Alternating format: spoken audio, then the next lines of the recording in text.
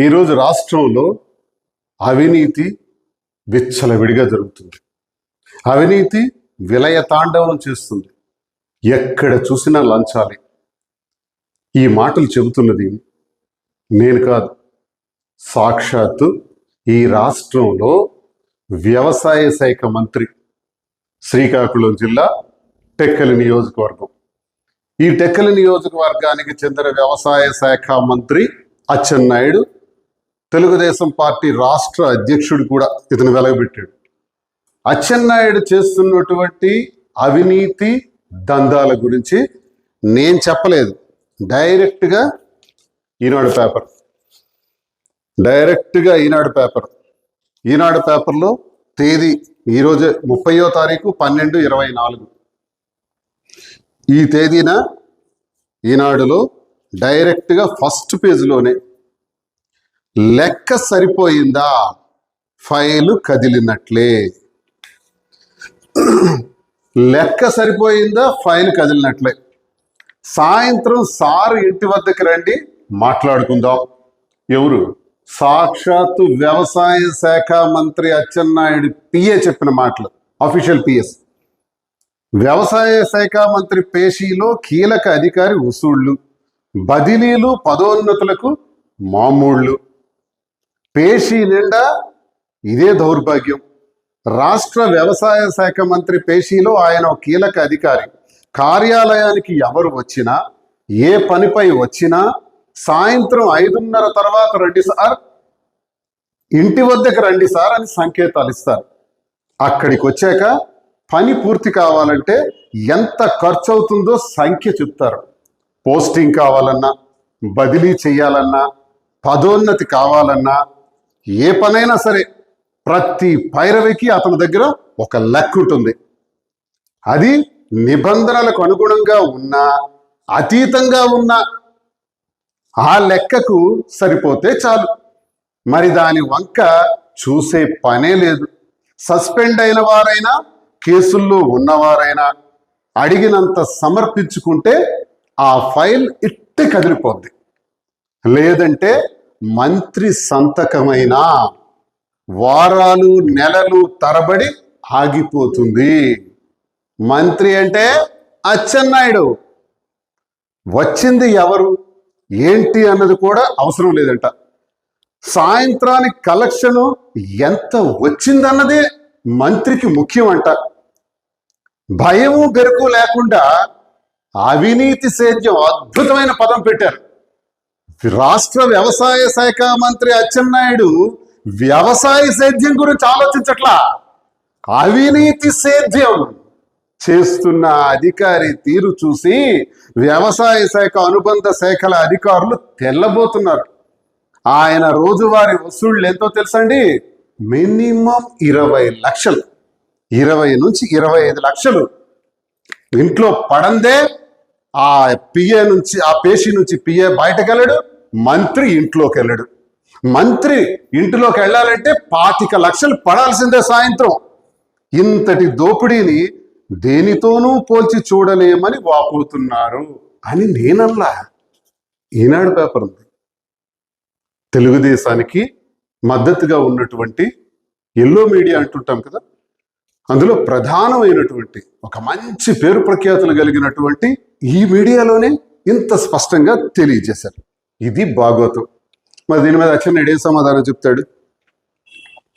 నిన్ను ఎమ్మెల్యే చేసింది, నిన్ను మంత్రిని చేసింది దోపిడీ చేయటానిక? రోడ్లు వేస్తున్నామన్న పేరుతో అరాచకం స్టార్ట్ అయింది టెక్కల్లో. ఎక్కడైనా సరే తారు రోడ్డు వేస్తున్నామని ఒక రంగు రాసినట్టు బ్లాక్గా తారు పోసేసి ఇది రోడ్డు అంటున్నారు. 20 లక్షల రూపాయలు శాంక్షన్ ఇచ్చి 10 లక్షల రూపాయలు కూడా ఖర్చు పెట్టకుండా సీసీ రోడ్డు పైన 20 లక్షల రూపాయలు బిల్లు వసూలు చేస్తున్నారు. ఇక వ్యాపారాల్లో అయితే రౌడీజం, గూండాయిజం ఇంత అంత కాదు.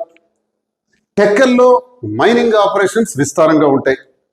నా క్వారీ ఎలాగూ ఆపారు, ఓకే ఆపారు, నేనేమి ఆపేసినా నేను పట్టించుకొని కోర్టుకు పోతా. మిగతా క్వారీలు కూడా ఆపారంట కదా. టెక్కల్లో 65 మైన్స్ ఉన్నాయి. నేను గ్రానైట్ వానర్స్ అసోసియేషన్ అధ్యక్షుడిగా, గౌరవ అధ్యక్షుడిగా నేను అడుగుతున్నా, మీకు లంచం ఇవ్వండి. అంటే లంచం అంటే ఏ రూపంలో? ప్రతి మైనింగ్ ఏరియా నుంచి కూడా ప్రతిరోజు కూడా ఒక బ్లాక్ ఇవ్వాలి. 30 రోజులు 30 బ్లాకులు ఇవ్వాలి. కనీసంలో 25 బ్లాకులు వాళ్ళకి సొంత ఫ్యాక్టరీ ఉంది. 25 బ్లాకులు ఇస్తే ఆ బ్లాక్ సైజు కనీసంలో కనీసం 5 మీటర్లు ఉండాలంట. ఈ బ్లాకులు ఇస్తే ఆ క్వారీ నడుస్తుందంట, లేదంటే పెర్మిట్లు ఇవ్వరంట. ఏంటి రౌడీజం? నేను అడుగుతున్నాను. గత 5 ఏళ్ళు మేము అధికారంలో ఉన్నాం కదా, నేను ఇన్ఛార్జిగానే ఉన్నాను కదా టెక్కల్ నియోజకవర్గం, ఎమ్మెల్సీగా కూడా 3 సంవత్సరాలు అధికారంలో ఉన్నప్పుడే చేశాను కదా. ఎప్పుడైనా ఇలా జరిగిందా? ఇలా రంగులు వేసి తారు రోడ్లు చూపించామా? నలుపు రంగులు తారు పరిచేసి తారు రోడ్లు చూపించామా? సీసీ రోడ్లలో డబ్బులు దోపిడీ చేశామా? ధాన్యం పేరుతో, ధాన్యం కొనుగోలు పేరుతో సీఎంఆర్ అచ్చెన్నాయుడు సొంత రైస్ మిల్కే తీసుకొని, సొంత గోడౌన్కి తీసుకొని ప్రతి ఏసీకే అంటే 580 కేజీలు ఉంటే ప్రతి ఏసీకేకి సుమారుగా 6,000 రూపాయలు కలెక్షన్ చేశారు. రౌడీజం. గ్రానైట్ ఫ్యాక్టరీలు ఉన్నాయి కాబట్టి గ్రానైట్ క్వారీల నుంచి బ్లాకులు తీసుకునే రౌడీజం. మా టైంలో ఒక్క గ్రానైట్ క్వారీ ఎప్పుడైనా ఆగిందా?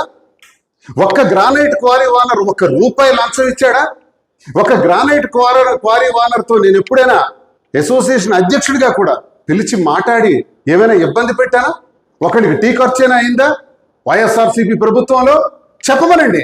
ఈరోజు అపోజిషన్లో ఉన్నాం కదా, దమ్ముంటే చెప్పమనండి. క్వారీ ఓనర్కైనా పోనీ వ్యాపారాలు, వర్తక వ్యాపార సంఘాల దగ్గర నుంచి విపరీతంగా లంచాలు తీసుకుంటున్నారట. రైస్ మిల్లర్స్ దోపిడీ చాలా దారుణంగా ఉందంట టెక్కల్లో. రైస్ మిల్లర్స్ ఓనర్స్ అధ్యక్షుడిగా కింజరాపు హరిప్రసాద్ అంటే అచ్చెన్నాయుడు సొంత సోదరుడు. ఈ రౌడీజానికి, గూండాయిజానికి, డబ్బుల కలెక్షన్ కి మెయిన్ బాస్. ఈ బాస్ ఆధ్వర్యంలో ఈ డబ్బుల కలెక్షన్ జరుగుతుంది. అన్నీ పోయి మంత్రిగా నీకు ఇచ్చినటువంటి అధికారానికి, చేసిన పాపానికి టెక్కల ప్రజలకు మోసం చేసే విధంగా ఈ దోపిడీ దొంగని తరిమి కొట్టాలి. నేను చాలాసార్లు చెప్పాను, వీళ్ళు దోపిడీదారులు, దుర్మార్గులు, ద్రోహులు, ప్రజాధనాన్ని దోచుకునే దొంగలు అని అన్నాను. ఈరోజు ఈనాడు పేపర్లోనే వచ్చింది. నేను చెప్పింది కాదు. మేము అదే అంటున్నాం. మేము అధికారంలో ఉన్నప్పుడు లంచం తీసుకున్నామా? అవినీతి చేసామా? అక్రమాలు చేసామా? భూదందాలు చేసామా? అవినీతి దుర్వినియోగం చేసామా? దమ్ముంటే ఇది దువ్వాడ శ్రీనివాస్, ఇది అచ్చెన్నాయుడు. ఇది తేడా. ఈ తేడా గమనించమని ప్రజలందరికీ తెలియజేస్తున్నాను. తప్పకుండా చంద్రబాబు నాయుడు గారు ఈయన మీద చర్య తీసుకోవాలి. ఈయనకు పార్టీ పట్ల కూడా బాధ్యత లేదు కదా. పార్టీ లేదు, బొక్క లేదు. లోకేషే సరిగ్గా ఉంటే మనకెందుకు ఈ దరిద్రం, ఈ దౌర్భాగ్యం అన్నటువంటి వ్యక్తి. ఈ వ్యక్తి ఈరోజు ఈ కూటమి ప్రభుత్వంలో చేస్తున్నటువంటి దౌర్భాగ్యం, దౌర్జన్యం, దోపిడీ. మరి ప్రశ్నిస్తున్నటువంటి పవన్ కళ్యాణ్ దీని గురించి ఎలా ప్రశ్నిస్తారో చూడాలి. మరి ఈ విషయాన్ని అందరినీ కూడా నేను ప్రజలకు సుస్పష్టంగా తెలియజేస్తున్నాను. మరి దీనిపైన ప్రజలే కఠిన చర్యలు తీసుకునేందుకు ఏకోన్ముఖులు అవుతున్నారు. మరి ప్రజలందరూ కూడా చాలా ఆగ్రహావేశాలతో ఉన్నారు. ఈ రౌడీజానికి, గూండాయిజానికి, దందాలకి అధికారులు, ప్రజలు అందరూ ఒకటై అచ్చెన్నాయుడి ఖచ్చితంగా చరమగీతం పాడతారని నేను తెలియజేస్తున్నాను. నమస్కారం.